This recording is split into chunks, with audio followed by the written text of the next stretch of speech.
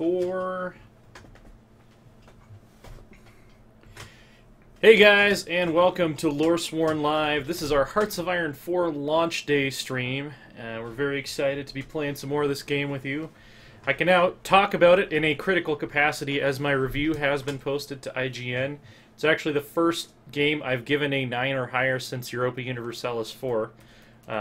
So yeah, I'm enjoying it a lot. Probably has come across if you've been watching our previous streams. But we're going to go ahead and continue our game with... oh, yeah, I'm TJ Hafer. With me is DM Schmeier. Happy to be here. One half of the Loresworn Order. The girls are working right now, so it'll be just us, at least for this first bit. The ladies doing their real jobs. Yeah. Posting a link to TJ's review in the stream chat. Yep. I'll start with a quick recap for those of you just now joining us of where we're at in... it's not really World War III. Last time on... Last time. Iron 4. And World War II. Stuff went down. Yeah, it's not really World War III because it started before World War II ended, so I'm kind of calling it World War 2.5. 2.5, yeah. Yeah. As soon as we load the game here, I'll go over it. So, we're playing as the United States. We've pretty much defeated Japan at this point. We made them capitulate. We're just kind of cleaning up the last little bits of them. But pockets of their militarism there. What ended up happening is the Soviet Union, who had so far not been involved in the war at all, decided to invade Turkey, and then Turkey petitioned the UK to join the Allies, and they're like... Sure thing, bro. So now the Soviet Union is at war. It's basically everyone's at war with everyone. The Comintern is at war with the Allies and the Axis. The Axis is at war with the Comintern and the Allies are at war with the Axis and the Comintern. So it has become this big three-way, cluster duck. Again, because of YouTube policies, we now have to curse like Wolverine from the 90s X-Men cartoon. Soviets, egg-sucking pieces of gutter trash. And we now have a large front against the Soviets here, led by, ooh. Yeah, that is quite the large front there. Why am I playing as Denmark would be a pressing question. There was an update that just went through today, so there might be a little bit of glitchiness here, but let's... Danish bloopers! Yeah, the save is definitely as USA. I wonder if they changed the country ID or something. Yeah, there we go. Okay.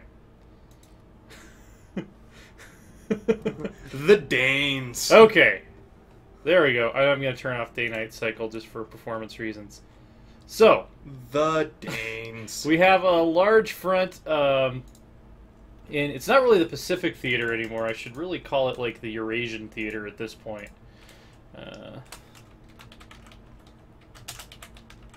The Danes. So there we go. What is Denmark even doing right now? That's a good question. I think they got conquered by Nazis. Yeah, they've capitulated at this point. Yeah, it's just pretty much Sweden holding off the German advance at the belts. The Soviets have not really made any progress into Scandinavia at all. Well, they're now engaged on more fronts than they can handle. I don't care how. Yeah, it almost seems like it's similar to how Germany was sandwiched between the Allies and the Soviets in real World War II. It looks like the Soviets are going to be sandwiched between us and the Germans in this version of World War II. Our first goal being to make our front down there stronger and more damaging. Yeah, so we've got Patton up here with our motorized divisions, and he's kind of pushing to hold the line at this river here and kind of take the Soviet coast. Probably going to bring some Marines from Japan to capture these islands and maybe push up into Kamchatka. Although I don't know if there's anything up there really worth taking. I probably want to deny them access to this port and...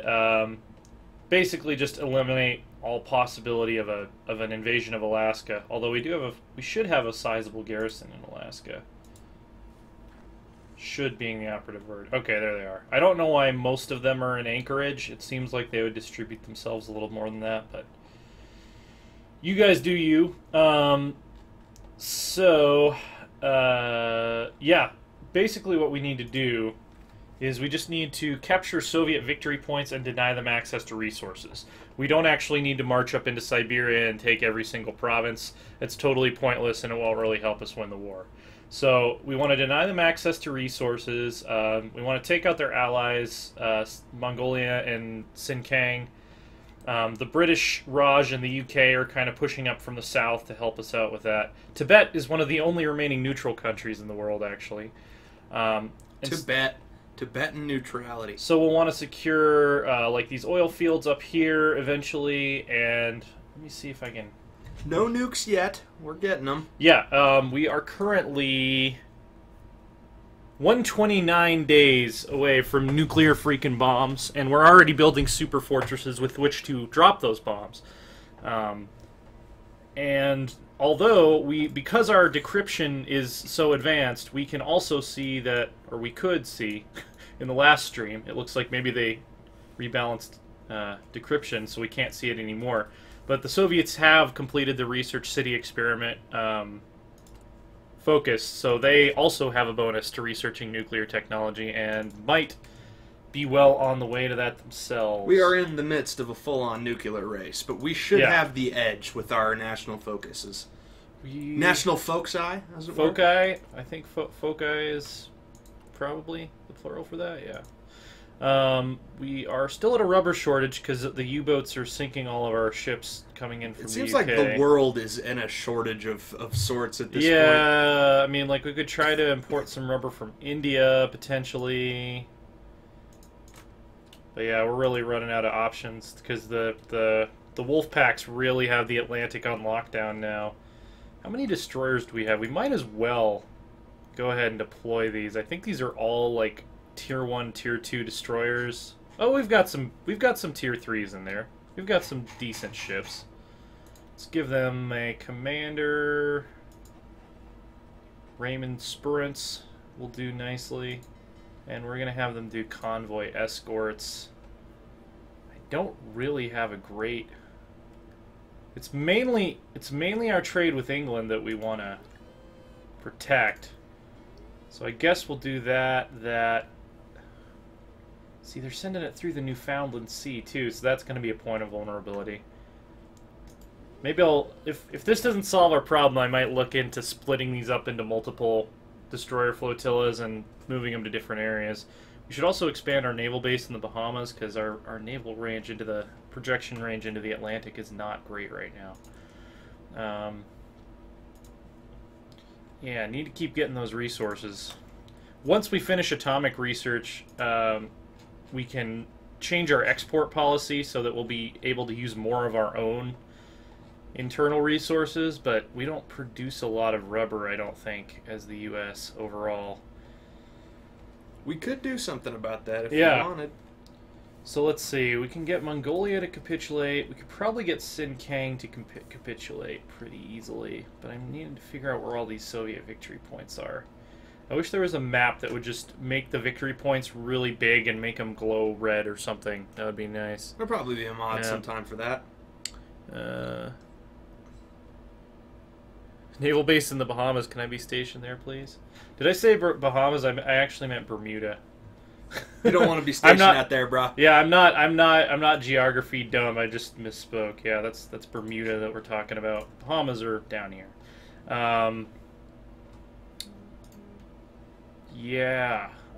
So I'm trying to figure out. I know they have some cities out in the east here. There's Stalingrad, like that's the big one, but I think Germany's going to get to that before we do. They have, Chloe's not here to help me pronounce these Russian city names, so I'm just not going to try. But we have these three on our side of the Urals. Oh, there's a fourth one, 5, 6, 7. Yeah, so anything north of that, we don't really care. So, like, we're going to kind of use these rivers probably to make some defensive lines. Eisenhower's big, massive... It's going to be a long conflict. Which we do have some of our tank divisions mixed in now. These are very nice tank divisions. They have Mark 1 T-20s, which are upgraded T-20 variants, and they also have the MTD-3 tank destroyers, which will be very, very useful against the Soviets and their mass-produced T-34s. I think we can safely unpause the game now. I'm aware of all of this stuff. It's still telling us that we are out of motorized, even though I'm specifically telling my divisions not to use motorized equipment anymore since we have mechanized. What I'm curious about is... And Alaska is safe, which is... Yeah, we've garrisoned Alaska and the entire West Coast with pretty good troops and pretty good generals, so it would be a fight if they decided they wanted to try to invade us. We've also been completely thrashing the Soviet Pacific Navy, so... speaking of which, here's another naval battle. They don't really seem to have much besides submarines, and our destroyers are kicking their asses, so... Yeah. Have a good class, Cian Kong. Hope we see you again soon. Yeah. You gotta do what you gotta do, man. I might have to leave the stream early today to do some study for the Colorado bar exam myself. Yep. DM is on the cusp of becoming a for real lawyer, so we hope. Yeah. Well, you'll kill it, man. We hope. I am confident you will kill it. I come from an athletic background, specifically a combat sports background. I do not count my chickens before I've won the victory. But Matt, you can basically be Daredevil. Like once you're like a lawyer without the blindness and the super acute senses. You mean? Once you're a lawyer who also knows Muay Thai, like that, you're basically a superhero at that point, right? Like, yeah. Yeah, his blindness / superpowered senses are a big part of that. Yeah. Well. Oh yeah, and there's an airfield here, so we'll definitely want to take that. It looks like Patton's men are pushing a little further than I asked them to, but as long as they're still winning, I don't really care. Yeah, see, this is the bugbear with invading the Soviet Union. Is it's like slog. Eventually, we're gonna have to draw a line going east-west where we're just gonna hold and then have Patton advance. And Eisenhower kind of will have to fill out the line little by little, which is not, strategically ideal, but it's such a big country that we don't have another luckily, you're not the only one hammering on them. Yeah. Every little success that occurs on the 3 fronts the Soviets are fighting is going to have a cascading effect. I truly believe that. Yeah. And Japan has been closed out. So we really just need one Marine division to land and take these islands here. And yeah, the historical route is gone. That is no longer a thing. Yep. Because this is World War 2.5, y'all. World War 2.5. And then I think I'm going to ship the rest of our Marines to... That's the other thing, is we have so many Marines, and now we're fighting a land war in Asia, so... like, technically we could land here, but they've got this pretty well locked down. I think. Yeah, the Brits occupy most of China at this point. Actually, it's British Raj, like the Indian troops, have been some of the MVPs of this war. They've been... taken the brunt of a lot of this. Germany has established a beachhead here, which don't ask me how, because I don't know how they got past the British Navy. But shout out to a buddy of mine who's watching our stream today, who just messaged me on Facebook and wants me to tell you that watching me fight is not half as pretty as watching Daredevil fight. Hashtag 2 left feet. Thanks, bro. Fair enough. Thanks for that. I appreciate it. Yeah. And to show that I'm not proud, I'll announce that on the stream, that not too subtle dig. Which, by the way, someone in our YouTube comments pointed out what I realized during the last stream, which is that we have been very stupid to have not been researching naval doctrines as the U.S. Our carriers can hold so many more planes now. It's amazing that it took us that long to figure that out. Well, we had some other stuff going on, like the finest infantry in the world, and we do have the world's strongest economy. Not only leg infantry, but probably also the best mechanized infantry. We went on our path, and it worked for us. I mean, let's tell Patton to like close this pocket here. Would more naval supremacy have helped in a against Japan context? Yes, but that's not really how you beat the Soviets, man. So his front is. I'll go ahead and extend it a little bit. Yeah, you're getting some salience there. Yeah, we're gonna close this basically. We're gonna close off this whole thing. This whole interior, I like it. Intelligent. Yeah. Really shorten our line up. We'll be taking motorized infantry across mountains, which is not always the greatest idea, but we do have some mountain divisions mixed in here, so that'll help. That will help significantly.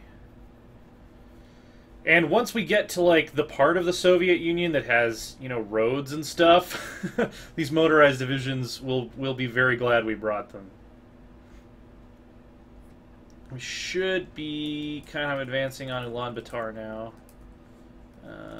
It would be nice if the Brits would allow us to shorten up our front, because we are having issues now where we can't really advance because of... Oh, and we have rain. It's not the worst thing in the world. Rain does create mud. For those tuning in right now, welcome. The famous mud that bogged down the German offensive into the Soviet Union. Mud and bodies. Mud and bodies and cold, yeah.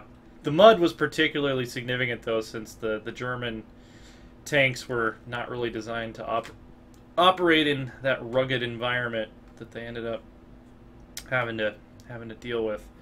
So I think what our goal for now is going to be, until we can get our front shortened up a little bit, is just to have Patton kind of swing around and just smash all of these armies from behind. Well, it would appear their resistance on this front appears meager. I would imagine that the Germans and the Scandinavians are giving them absolute hell. So now would be the time to penetrate. Yeah, they're not really making progress into Scandinavia, and Germany is still pushing. The Soviets did retake Kiev.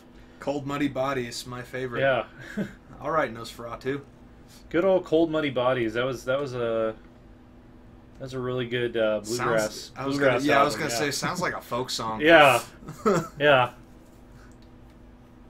I think that was Mountain with a banjo interlude that sounds vaguely like farting. That probably. Why has Patch not sent these guys? Do we not have enough intel? Oh, I didn't Got click to execute. get that intel. I just didn't click execute. That's why it was. You know, just to satisfy my own curiosity as we embark on this venture, I'm reading up on Operation Barbarossa right now. And my God. Yeah. Just goodness. I mean, obviously I knew how bad, but reading it in detail after not really studying World War II for the last 2 or 3 years, I'd forgotten it was this bad. Yeah. It was not a fun time for anyone involved. And I'm still... The winners had a shitty time, the losers had a shitty time. I'm still staggered that they conducted the operation at all. I mean, what a that's some historical strategic dumbassery there as far as I'm concerned. Let's see, we're still at a severe rubber shortage because we're not getting transports across the Atlantic. We're getting about half of the rubber that we should be getting from the UK, and we're not getting our full supply of aluminum from Canada, which doesn't seem to make a lot of sense because we have the largest undefended land border in the entire world with Canada. So I don't know why they're putting it on boats. And if they are putting it on boats, they should be putting it on boats in the Great Lakes, which are completely controlled by the Allies. So that's a little bit of a head scratcher, but. Looks like we can close this pocket here. Yeah, this division's going to be cut off and overrun. You're starting to penetrate, man. We are. Get a nice front and knock out Mongolia would be my advice. I keep seeing all of these Soviet troops and getting afraid that they are pushing us back, but it's like, no, they just have a lot of manpower, so it looks like that they're pushing us back, but they're actually retreating. And their quality of troops appears to be substantially poor. It's a historically accurate Soviet army. It's a lot of conscripts that untrained. Some of them aren't even Soviet troops. Some of them are from like Sankang and Mongolia, who don't even have the Soviet benefit of being somewhat technologically advanced. All right, Patton. General George S. Patton of the United States Army. And I gotta fix this battle line.